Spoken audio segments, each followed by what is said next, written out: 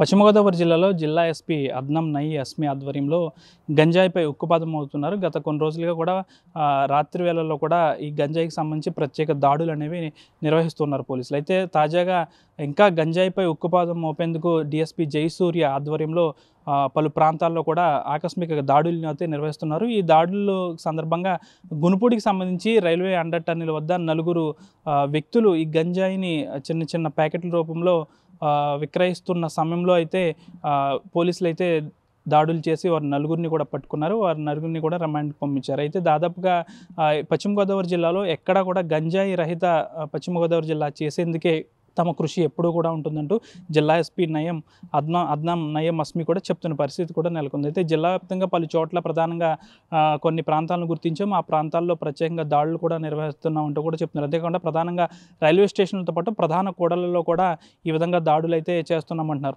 ప్రస్తుతానికి అయితే ఈ నలుగురిని కూడా అరెస్ట్ చేసి రిమాండ్కి అయితే పంపించారు. అంతేకాకుండా కళాశాల విద్యార్థులతో పాటు మరికొంతమంది వ్యక్తులే టార్గెట్గా ఈ గంజాయి విక్రయిస్తున్నట్లయితే తెలిసింది. ప్రస్తుతానికి అయితే ఈ నలుగురిని కూడా రిమాండ్కి అయితే పంపించిన పరిస్థితి కూడా నెలకొంది.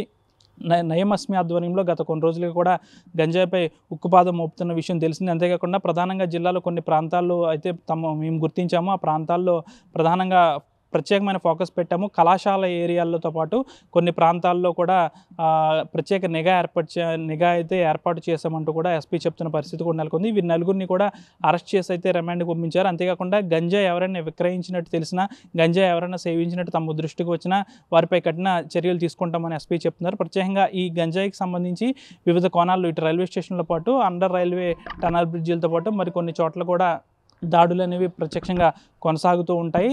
గంజాయి రహిత పశ్చిమ గోదావరి లక్ష్యంగా తాము ఈ దాడులు చేస్తున్నట్లయితే జిల్లా ఎస్పీ నయీం అస్మి చెప్తున్నారు.